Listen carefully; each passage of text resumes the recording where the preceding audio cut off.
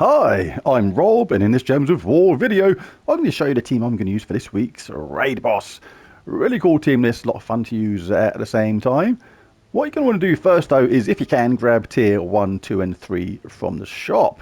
Tier 1 because you gain the potion of enchantment, so all your troops will be enchanted at the start of each and every battle for this event only, but you do grab some extra raid boss sigils and stuff too, which is really cool. Tier 2 is also essential because the Splintered Golem is not only the God Slayer, so it does 5 times damage versus the boss, as well as 5 times skull damage versus the boss if you have that bottom trait, but it also is the event captain and therefore gets ×2 magic and ×2 score. So absolutely essential to have this in your team no matter what. Tier 3 as well is a really nice weapon, Watcher's Blade. Grab this if you can. Nice explodey summony weapon. Explodes magic +1 green gems. Grants a random status effect to all Zul'Karai allies, which is the entire team when I show the main team. And summons a Zul'Karai troop at the same time. Very, very nice indeed. Alright, so let's take a look at the team for this. Going to be in Monk class for this. And Web Spinner, Secret Darkwood, Splintered Golem, and Watcher's Blade. Web Spinner, really nice up top. Deals a triple skull damage to pretty much anyone that's not impervious or invulnerable, so that is really nice. Being the Splintered Golem is good for skull damage, but it's only 5 times damage versus the boss. Like Web Spinner is 3 times damage versus pretty much anyone, as long as they're not impervious or invulnerable, as I just said.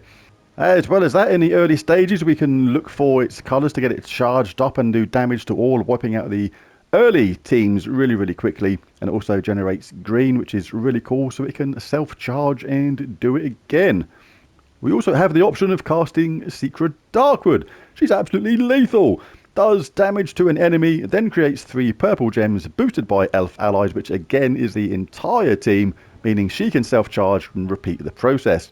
All that purple from Secret Darkwood is also going to charge up Splintered Golem. And we can use this dude to take out the boss and take it from there. So it's going to be pretty straightforward. And Watcher's Blade is here.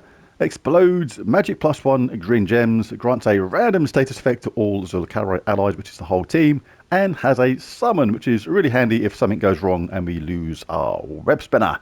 And Monk class for this, really useful. Gain 3 mana when matching 4 or more gems. So you can imagine when looping with Secret Darkwood how easily this is going to get charged up again. Really nice. And we have some cool traits at the same time. Sky Ancestry, immune to Mana Drain, Silence, Fairy Fire, and Mana Burn. We can freeze one of the enemies at the start. We can cleanse ourselves on a 4 match, which we're doing all the time with Secret. Recover 2 life every turn. Blue allies gain 4 life. Rock Solid, gain a barrier when matching brown gems. Gain bonus green and fortitude. So yeah, really nice in Monk class. Let's just take a look at the banner.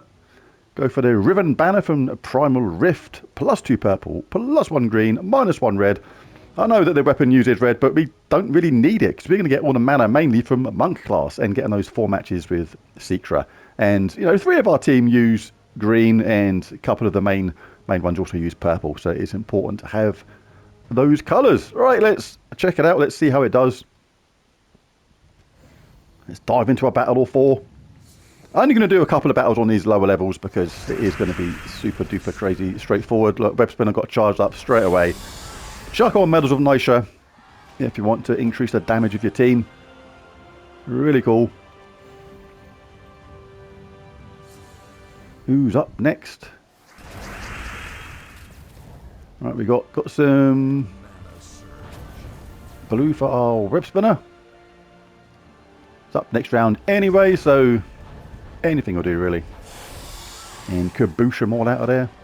So in the early stages, it's going to be one-shotting the entire team with Web Spinner if you've got enough power. If not, you can cast Web Spinner and finish them off with Secret. Whatever you fancy. Do we have blue? Yes, we do. Bit more blue over there. I've got some yellow up there. We'll take that anyway, just because it's there. Don't need it, but it's just because. Just bash bosh them out of there. Right, so the early stages, it's going to be just like that. Just Web Spinner, really straightforward. Damage to all, soften them up. Secret can come along and get a bow and arrow out and just finish everybody off. Let's jump forward a little bit. Right, so stage 5 against Fey Ctharrasque. Ctharrasque, Janet, I like to call it, playing its invisible violin there, as somebody pointed out once. Quite funny. Right, yeah, as you can see, like this time round, Ctharrasque's got charged up straight away, so we can loop with her if we want. If we get any random skull hits at the same time, then that is going to absolutely be beneficial to a web spinner, and web spinner will just take him out really easily. But let's charge up our Godslayer, and you can just finish him off at the same time.